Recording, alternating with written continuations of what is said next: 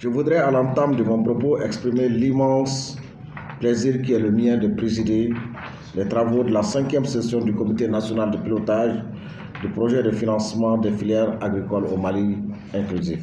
Je souhaite à tous la cordiale bienvenue à cette session. Une session qui intervient dans un contexte de campagne agricole fortement marqué par la pénurie et le difficile accès aux intrants agricoles. Cette situation s'est traduite malheureusement par un renchérissement des prix des denrées de première nécessité pour lequel le gouvernement a pris des mesures vigoureuses d'équilibrage. C'est aussi le lieu pour moi de féliciter tous nos partenaires qui ont accompagné et soutenu la capacité de résilience de nos producteurs ruraux pendant ces différents moments très difficiles. Mesdames et messieurs, l'occasion est bonne de rappeler que cette session du comité de pilotage se tient au moment où le projet vient de clôturer sa revue à mi-parcours. Un moment d'analyse qui a permis au gouvernement ainsi qu'aux partenaires qui l'accompagnent de faire une introspection objective du projet et de tracer les lignes directrices qui l'orientent pour davantage de performances au cours des 2 années à venir. À ce titre, la présente session constitue un moment d'évaluation du travail réalisé par l'équipe du projet pendant l'année 2022, mais aussi une opportunité de suggestion et de recommandations pour consolider les acquis et améliorer les performances de l'équipe. Elle se tient au moment où le projet a fini d'exécuter son programme de travail annuel avec des performances autant encourageantes que porteuses de défis pour le nouvel exercice. Mesdames et messieurs, entré en vigueur le 9 novembre 2018 pour une période de 6 ans, le projet inclusif a prévu dans son cycle l'exécution de 6 programmes annuels de travail régulièrement adressés au cadre de résultats convenus à sa formulation. Le gouvernement du Mali avait le souci de contribuer au relèvement des conditions de vie des populations rurales, tout en réduisant la vulnérabilité des couches défavorisées, jeunes et femmes, par un accès facilité aux produits et services des systèmes financiers décentralisés. L'exercice 2022 consacre la 4e année d'opérationnalisation du projet. Nous sommes appelés aujourd'hui à apprécier le bilan qui a été particulièrement affecté par des discussions de procédures avec nos partenaires techniques et financiers sur la mise en œuvre de la composante B, investissement productif dans les filières. Toutes choses ayant fragilisé le rythme et l'élan de performance enclenché par cette campagne et composante au sorti de l'exercice 2021. En dépit de ces contraintes, le projet a enregistré des avancées majeures dans la réalisation globale des activités prévues dans le plan de travail et budget annuel PTBA, avec des performances jugées satisfaisantes aussi bien pour les réalisations physiques 67,64% que pour celles financières 60,32%. C'est le lieu pour moi, au nom des plus hautes autorités du pays, de saluer et de remercier fortement le FIDA et tous les partenaires qui nous accompagnent.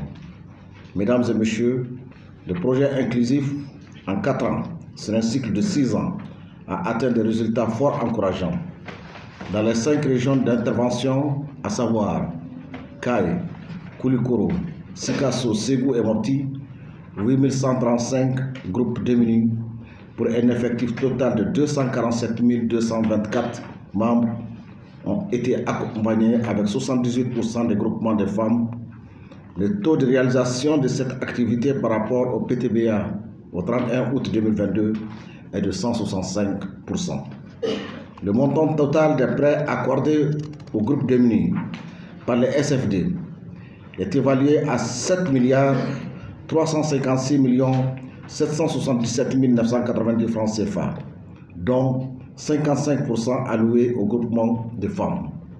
Parmi les dossiers financés, 1715 dossiers ont été adaptés au changement climatique, soit 26% du montant des prêts débloqués. Au total, 250 369 personnes démunies ont eu accès aux services financiers dans les zones rurales, soit 125% de réalisation du PTBM. Mesdames et messieurs, la 5e session du comité de pilotage du projet inclusif me donne aussi l'occasion de vous informer de l'opérationnalisation effective des activités de la composante Mali du programme 3D SD 3C G5 Sahel plus 1.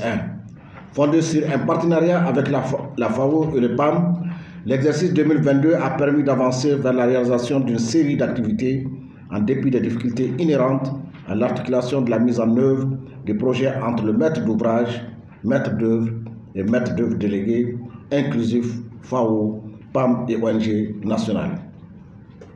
D'ores et déjà, je puis me réjouir des résultats obtenus à travers la réalisation d'activités majeures comme la finalisation du ciblage, la signature du protocole d'accord avec 5 ONG locales intervenant dans les régions de Kaï, Moptis, Gao, Tombouctou et Menaka, le ciblage de 8680 ménages, soit 52 080 individus, suite à un processus de participation communautaire inclusif, suivi et co-animé par les ONG locales en collaboration avec les collectivités et les services techniques déconcentrés.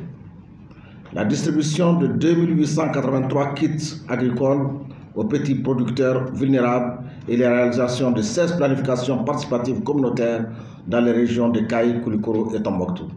Mesdames et messieurs, la présente session sera consacrée à l'examen pour adoption du plan de travail et du budget pour l'année 2023.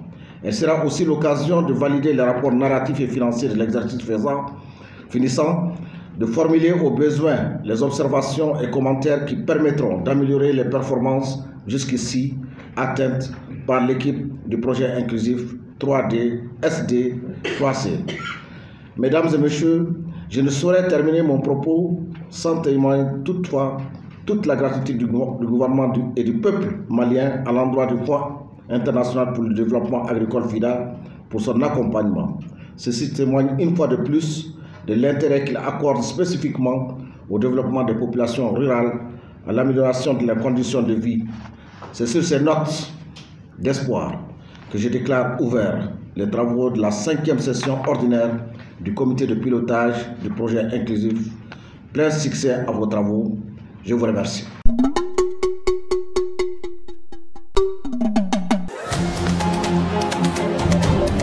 Soudou Baba Info, revue de la semaine. Revue de la semaine. Doudou Baba.